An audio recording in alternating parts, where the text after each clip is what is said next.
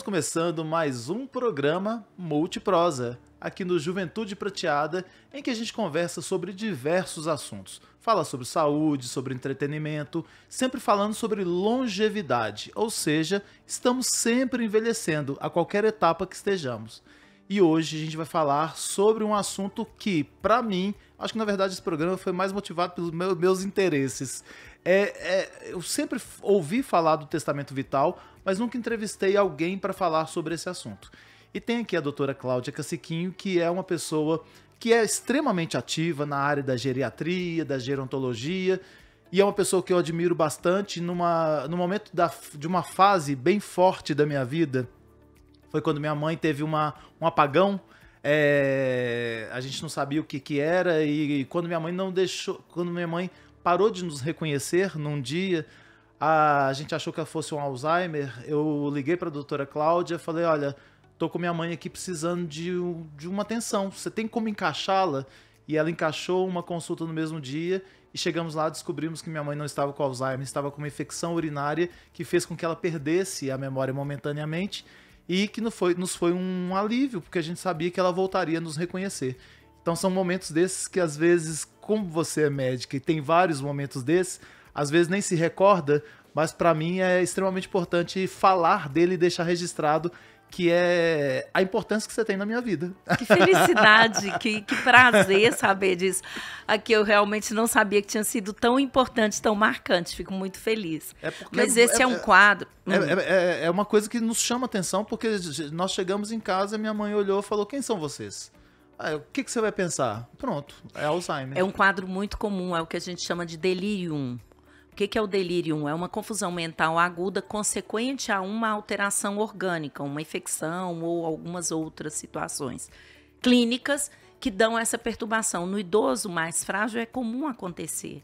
E é importante, eu costumo falar que na geriatria uma das coisas mais importantes é a família e o paciente estarem bem orientados. Uhum. E às vezes tem algumas coisas que são amedrontadoras, que nem são conversadas, como é o tema que a gente vai falar hoje, que é um tabu, e que, na verdade, quando a gente conversa e explica, tudo fica bem mais tranquilo. Pois é, então, antes da gente entrar no tabu, num dos tabus que a gente tem por aí sobre longevidade, me fala de onde você é, quem é você? Então, eu sou médica geriatra, doutora Cláudia Caciquinho. Eu sou do norte de Minas, mas há muitos anos moro aqui. Me formei na UFMG. Atualmente, trabalho no Hospital Mater Dei, no meu consultório particular, e dou aula na Faculdade de Ciências Médicas. Ótimo, ótimo. E aí o tema que a gente queria então abordar é justamente sobre diretivas antecipadas de vontade, que é o testamento vital. O que é esse testamento vital e por que é importante a gente conhecê-lo, saber que ele existe? Interessante, você começou falando testamento, a gente pensa em dinheiro, né? E esse testamento é sobre o que tem de mais caro para a gente, que é a vida, né? E é importante falar sobre isso. Você perguntou também quando é o momento de fazer. Uhum. O momento de fazer é agora, é hoje, é em qualquer momento. E é importante lembrar que esse testamento ele pode ser revisto, pode ser modificado, tá? A qualquer momento. Normalmente, a gente como médico tenta já introduzir e realizar esse testamento diante de um diagnóstico de uma doença potencialmente ameaçadora da vida ou da autonomia, da vontade e da compreensão do paciente, como é o caso da demência. Uhum. A gente já sabe que no futuro ele vai ficar confuso, não vai ter como decidir sobre a sua vontade, sobre a sua vida, sobre o que ele quer que seja feito com ele naquele momento. Então é interessante antecipar as diretrizes de o que vai ser seguido ou não naquele momento futuro. Uhum. Tá? Posso falando direto? Pode falar Então... direto. Eu já estou aqui pensando em várias coisas. A gente tá saindo agora do velório do Papa, né? Nós falamos sobre isso. Ele deixou um testamento, né? Não sobre dinheiro, mas sobre o que ele queria que acontecesse no seu próprio velório. Então, assim, vai falando pra gente sobre o que se fala nesse testamento, o que eu tenho que deixar, porque tem várias questões que são perguntadas, né? Que a gente vai seguindo ali, mas quais são as orientações que a pessoa ela quer deixar para os familiares e os médicos para que a vontade dela seja atendida. Tá, começando então pelo Papa. Ele falou muito sobre como queria o seu enterro, o velório, isso tudo. Essa é uma parte que pode ser incluída, que é exatamente toda a situação, né, da sua morte, o que vai ser feito depois. Não é necessário incluir isso. Quando você inclui assim, a gente chama de diretivas antecipadas de vontade, porque aí já é uma coisa mais ampla. O testamento vital acaba sendo mais sobre só as questões de saúde mesmo. Eu quero ser entubada, eu quero ir para o CTI, eu quero fazer hemodiálise, essas questões todas. Nos dois casos, você pode ou não colocar uma pessoa como o seu procurador de saúde, que não precisa ser um familiar, é algum amigo que você sabe que tem um pensamento bem alinhado com o seu, que você sabe que entende as suas paixões e as suas vontades, e aí você vai deixar alinhado com essa pessoa, explicar, conversar, e vai deixar no testamento que ele é o seu procurador de saúde. Caso você não faça isso, quem que vai decidir sobre você? Se você for casado, seu marido, depois do seu marido, os seus filhos, depois dos seus filhos, os seus pais, né? Vai seguindo de acordo com o que você tem aí. Isso pela ordem legal das coisas. Se eu deixo no testamento que é o meu procurador, pode ser você, Flávio, meu amigo que eu confio e pronto. Mas também não preciso colocar isso. O que é fundamental? Tudo isso é fundamental, porque tem respeito, né, diz respeito aos seus valores de vida e à sua dignidade. Uma das coisas principais, um dos benefícios principais de se falar no testamento vital é você pensar na sua dignidade quando você for morrer, né? E aí você quer morrer com aqueles princípios básicos que são importantes para você, como o Papa, que queria o sapato que trabalhava, que não queria luxo. Todas essas questões valorizam quem você foi na vida. E então é muito importante você ter uma noção clara das situações que podem acontecer no futuro e quais podem denegrir aquilo que você foi a vida inteira e quais que podem fazer você sofrer mais do que ter benefícios. Então, quais situações podem fazer você sofrer mais do que ter benefícios? Para isso, você tem que deixar claro, como médico, as situações que podem acontecer, a situação em que o paciente estaria e como ele poderia responder a essa situação. Explico melhor. Você pode falar assim, se você tiver um AVC, um derrame extenso e ficar sem resposta, você vai querer que seja feita uma gastrostomia para você se alimentar para sempre dali para frente? Você quer que seja feita uma traqueostomia para você respirar com mais facilidade, mesmo diante da situação de você não conseguir mais conversar com as pessoas, acordar e ter uma relação? Você quer ficar vivo nessa situação? A pessoa precisa entender, claro, quais vão ser os benefícios a partir dali. Então, eu tenho que deixar claro, você não vai mais conversar, você não vai ter uma relação com seus familiares, mas você vai estar ali. Talvez você ache que para sua filha, que é uma criança, crescer vendo que você é um pai que ela tem, isso possa ter um sentido. Então, isso é fundamental, que o paciente entenda, que a pessoa, né, no caso, você vai fazer isso antes até dessa situação, que entenda o que pode acontecer, mas que ela resolva de acordo com os valores e as necessidades e medos e desejos dela própria. Então, é uma questão individual, tá? Então, eu vou falar. Se chegar um momento em que você ficar com demência, não conseguir mais decidir sobre nada, e você começar a ter pneumonias uma atrás da outra, porque esse é um mecanismo pelo qual uma pessoa com demência morre, né? Às vezes a gente pensa assim, demência não mata. Mata por infecções uma atrás da outra, por perda de peso, perda das defesas, e uma hora uma pneumonia te leva. Mas nesse último momento, você vai tendo várias infecções e a cada momento é um sofrimento a mais. Eu posso prorrogar essa vida, às vezes, por 10 anos, mas nessa situação, na qual você já não conhece ninguém, na qual você começa a ficar acamado, começa a ter infecções uma atrás da outra, chega uma hora que não consegue se alimentar, Vai valer a pena fazer uma gastrostomia? Você quer isso? Ser mantido por mais alguns anos, tendo uma infecção atrás da outra e sem fazer contato com a sua família, com as pessoas que você gosta, sem ter relação? Então, eu tenho que explicar a situação e falar, nessa situação, você quer ser entubado se tiver uma pneumonia? Você quer ser feito uma gastrostomia? Pois é, essas questões todas, por exemplo, eu quero fazer hoje um testamento vital. Eu devo fazer como? Eu procuro um médico? O ideal é você procurar um médico, porque o médico vai saber te explicar essas situações. Você pode fazer até na internet, você olha. Mas pode dar errado, porque você pode não entender bem. Exatamente. Né? Então, o médico vai te orientar. É importante você ter essa ciência. Por exemplo, outro exemplo, um paciente com um câncer avançado, ele tem uma pneumonia. Às vezes, se o câncer está tão avançado que essa pneumonia pode até melhorar, mas o paciente não vai conseguir melhorar. Ele está já com dor, com náusea, muito fraco, ele quer que seja tratado com antibiótico, ele quer ir para um CTI, que passe remédio para levantar a pressão, que seja entubado. Ele quer isso nessa situação? Então, eu tenho que colocar claro que ele, diante daquela situação hipotética, pode sarar da pneumonia, mas pode continuar vivo, com dor, com náusea e fragilizando cada momento mais.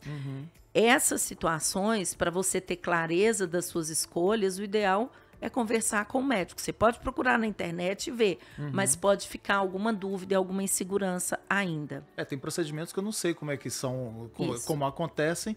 E se, às vezes, eu escolho aquilo ali pensando que eu vou ter menos dor, mas há outras possibilidades. Eu brinquei com você aqui antes da gente entrar de um vídeo antigo, né? Que tem uma idosa que morre, e aí vem os médicos, e a idosa tá toda bonitinha, caminhando pro paraíso. Né? O paraíso entre aspas aqui, tá, gente? Que eu não sei para onde que ela foi.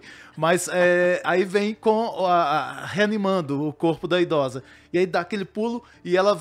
e vira uma perseguição, nossa, né? tadinha, porque toda vez que ela sai, ela leva aquele choque, ela volta. E ela já vai voltando cada vez mais cansada. É uma animação espanhola que chama A Velha e a Morte. Recomendo. É lindo, é curtinha, é muito gostoso. Dá pra ver no YouTube, né? Dá.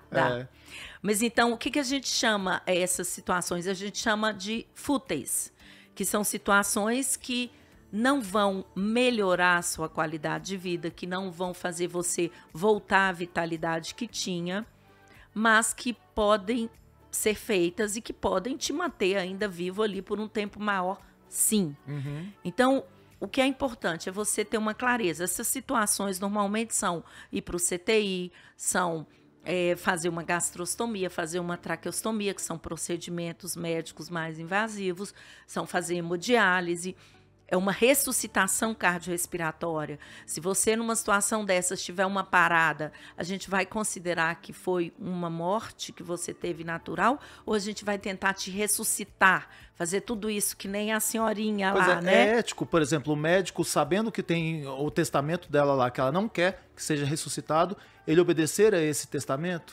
Então, em 2012, o Conselho Federal de Medicina regulamentou isso. Isso não é lei, tá? Não é obrigatório, não é uma questão judicial nesse sentido, mas existe a regulamentação lá do Conselho Federal de Medicina que sugere ao médico, sugere às pessoas, né, ao médico a propor diretivas antecipadas de vontade para todo mundo e que sugere que, uma vez feitas, elas sejam seguidas, tá? Então, é uma orientação, mas se não fizer, não vai ser punido nesse sentido. Esse testamento vital, ele pode ser feito pelo paciente, pela pessoa em qualquer momento da vida e pode ser registrado em cartório. É obrigatório? Não. Qual é a vantagem? A vantagem é que se depois, num momento futuro, qualquer pessoa questionar aquela sua decisão, está regulamentado, registrado em cartório, é mais fácil de eu provar, tem mais respaldo, né? Porque pode ser que você tenha feito aquilo tudo, mas na hora o seu filho chega, não, eu não quero que ele morra, e aí pronto. Né? Então, e é importante também, da hora que eu fiz o meu testamento vital, eu distribuir isso, eu publicar isso para todos os médicos que eu tiver, né? Para todos os meus familiares, tá? Para uma pessoa, se eu coloquei alguém como o meu procurador. Então é importante isso estar bem distribuído. Hoje é muito fácil, porque a gente pode tirar a foto e mandar no Zap, né? E aí todo mundo já tem acesso àquilo ali. Outro o problema é a cultura, né? Da gente fazer isso antes. O problema é o medo de se falar sobre isso. Sobre morte, sobre coisas desse tipo. Outro dia eu atendi uma paciente no pronto-socorro que eu achei muito bonitinho, que era uma paciente com uma demência avançada nessa situação, chegou com um quadro de insuficiência respiratória, e eu fui conversar com o filho se tinha algo nesse sentido, se ela se agravasse, porque se não tem nada registrado e o paciente se agrava, você vai levar para o CTI, você vai entubar, vai fazer todas as invasões. E aí ele me mostrou a foto e falou, não, ela não quer, ela tem isso aqui. Me mostrou a foto do testamento vital dela. Então, é muito tranquilo, seguro e menos doloroso para a família quando isso já está registrado antes. Porque são momentos de decisões muito difíceis. Muito sofridas. Eu fico pensando justamente nisso. Naquela hora que minha mãe perdeu a memória, né? O que a gente faz com ela? Eu não sei nada, não tenho o que ela gostaria que fosse feito. E isso foi um caso que a gente conseguiu resolver, mas imagina que a pessoa esteja inconsciente no hospital. O que minha mãe, o que papai, o que meu irmão queria que fosse feito dele. E por isso que eu até falei que vamos tratar desse assunto pensando em mim, né? Pensando em qualquer pessoa que nos assiste, que isso deve ser feito porque você tira um peso do outro por decidir por você. Sim, não é isso? Recentemente eu tive um paciente de 90 e tantos anos que faleceu, e a esposa da mesma idade estava muito sofrida porque era um paciente que era parte da Academia Mineira de Letras e a família achava que ele devia ser velado lá. E a esposa falava, mas ele já está tão velho, já está afastado, as pessoas lá nem são amigas mais íntimas. Eu preferia que fosse feito em casa, num lugar simples, só com a família, o velório dele. E isso ficou um sofrimento para a família e para a esposa decidir, porque ele não tinha deixado isso antes. E a esposa falava assim, se fosse há uns 5, 10 anos, que ele ainda tinha contato, isso seria fundamental, mas agora eu já não sei se tem sentido. Né? Então, essas dúvidas que vêm, que trazem mais sofrimento nesse momento. E que é um momento já difícil, né? Você está na perda de uma pessoa, você está sofrendo por aquele momento e você tem que tomar... Porque tem a burocracia da morte, né? A burocracia da morte, você tem que definir qual tipo de caixão. Eu estava vendo um filme um dia desses, ou lendo um livro, e a pessoa estava falando sobre essa questão. Foi o Thiago Ferro, ele perdeu a filha de 8 anos de idade e ele teve que comprar o caixão. E é doloroso, porque o caixão de uma criança de 8 anos de idade, e você tem que decidir que cor, que material, que não sei o que lá mais... E são as burocracias que tem que existir, porque é necessário, mas que no momento que a pessoa está sofrendo muito. Então, quando a gente fala do testamento vital e das diretivas antecipadas, é algo que eu acho que é um favor que a gente faz às pessoas e a nós mesmos, porque vai respeitar o que a gente foi a vida toda, né? E aí vem de encontro a uma coisa que a gente chama de terapia da dignidade. Eu estava vendo um artigo essa semana que eu achei muito lindo, um gráfico que ele tem, que é o paciente terminal, quando ele foi tratado só de forma clínica ou quando ele foi tratado segundo aquilo que era valor, segundo a sua história anterior de vida, e que aí é o que a gente chama de terapia da dignidade. E aí a pessoa, quando foi tratada segundo a terapia da dignidade, ela tinha muito mais paz nesse momento de morte. E acho que paz nesse momento é fundamental. Infelizmente, é uma situação em que todos nós vamos ter, né? É um contínuo da vida. A morte não é o oposto da vida. Ela é um extremo ali, um contínuo, e a gente tem que começar a pensar sobre isso, falar sobre isso para exatamente preservar essa dignidade lá na frente. E muitas vezes as pessoas têm medo. Eu, por exemplo, teve uma ocasião em que eu trabalhava com home care e eu tinha uma paciente que tem aquela doença esclerose lateral amiotrófica.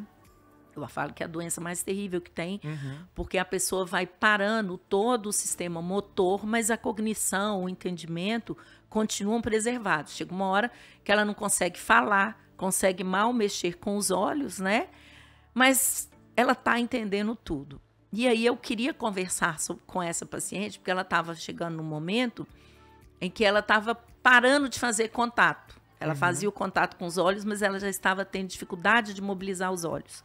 E eu quis conversar com ela sobre o que a gente faria, porque até aquele momento ela não tinha. E olha, aquele momento é muito doloroso para pensar sobre isso. Por isso, é ideal você pensar antes.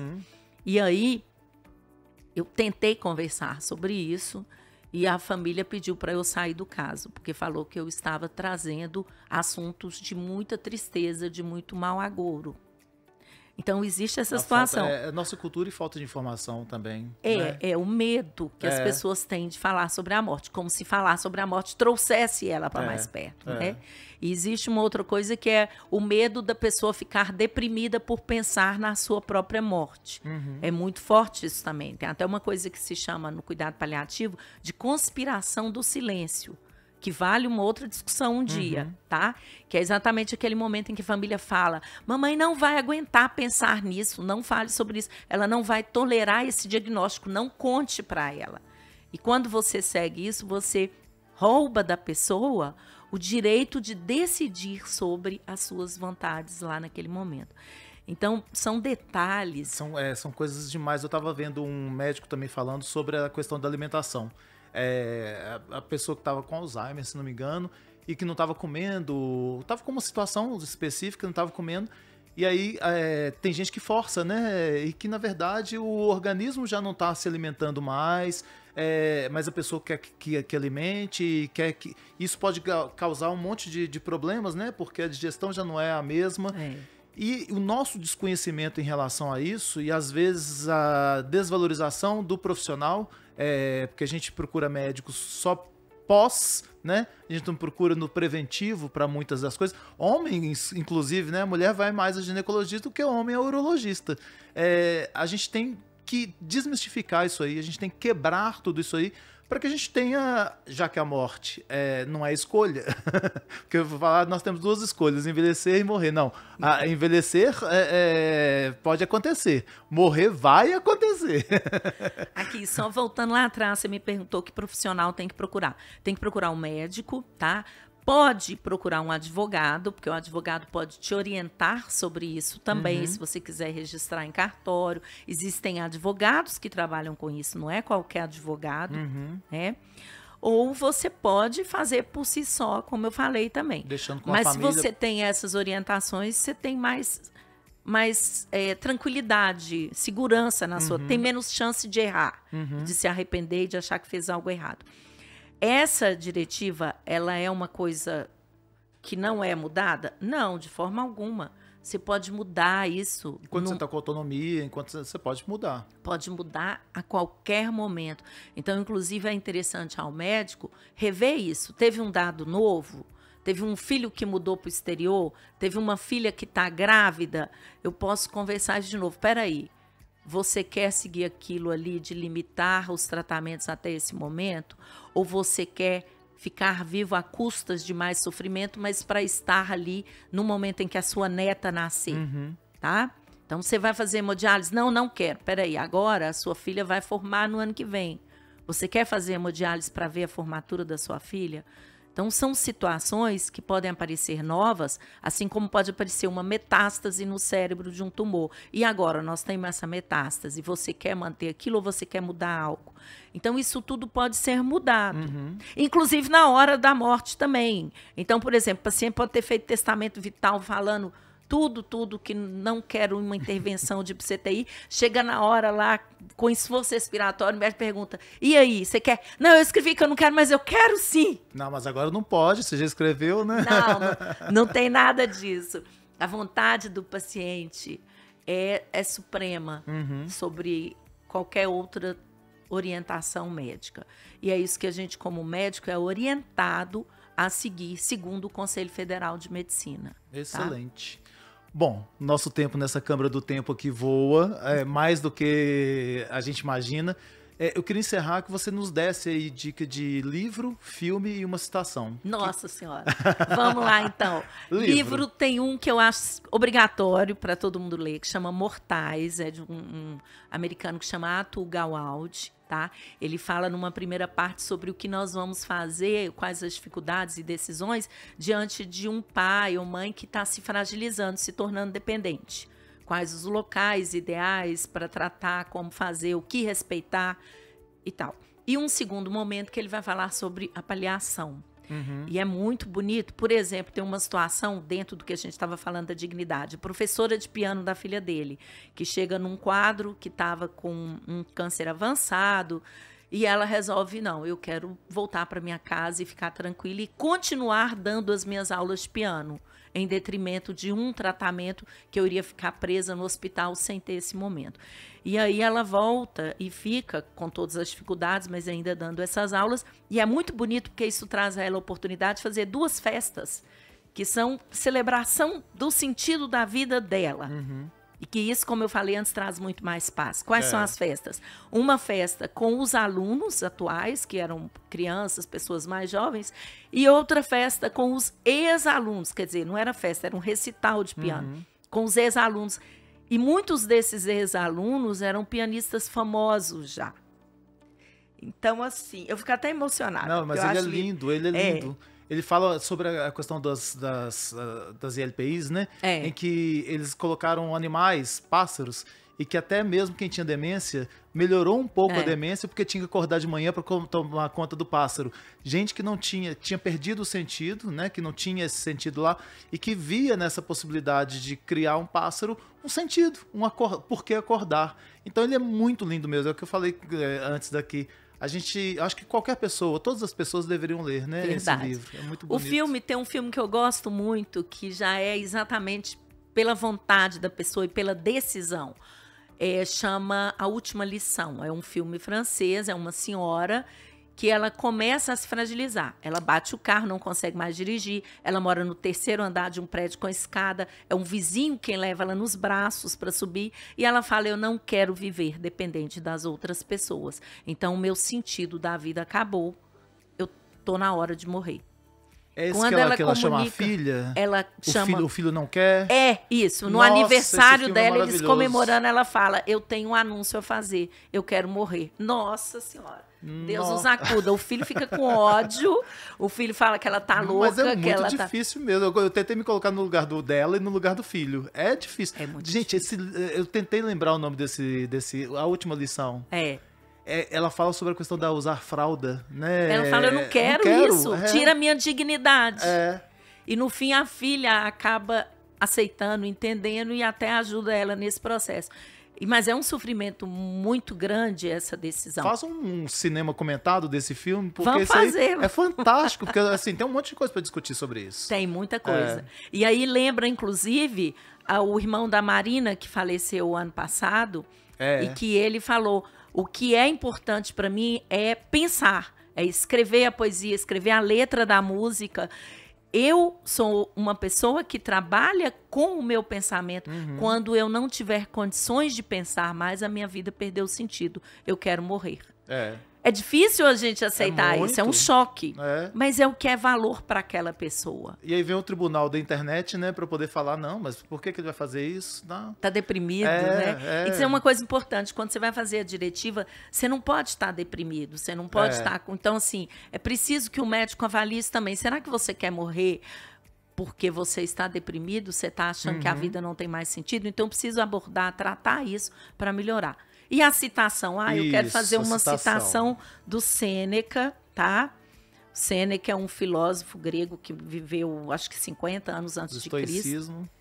Exatamente, estoicismo está na moda, né? Mas ele tem um livro que chama Edificar-se para a Morte, que é fininho e que também recomendo, é super lindo. E aí a citação: ficamos abalados tão logo acreditamos que a morte está próxima de nós. De fato, de quem ela não está próxima, à espreita, em todo lugar e a cada momento? Ela tá aí. O que a gente tem que aprender a fazer é viver mesmo, né? Ô, gente, olha só. Esse papo maravilhoso que a gente podia fazer uma telenovela, que dá pra conversar sobre vários assuntos, tem que encerrar, porque senão a Jade que tá ali nos ejeta dessa cadeira. Mas eu queria te agradecer pela presença aqui, tá convidada várias e várias vezes. Ai, que delícia, eu sei que você tem uma correria no seu dia a dia, porque tem tantas coisas, né? Escola, consultório, hospital, Mas o espaço é seu, tá? Venha quando quiser. Nós vamos colocar o seu arroba aqui também para as pessoas te seguirem e acompanharem suas postagens, que elas são tão interessantes, que nos ajudam a fazer outras reflexões também, para além daqui desse programa. Muito obrigada. Esteja sempre à vontade em voltar. É uma felicidade estar aqui. Parabéns pelo seu programa, é sensacional. Obrigado. Ô, gente, encerrando então um assunto denso, mas com uma pessoa tão leve, a gente fica por aqui e volta no próximo episódio. Até mais.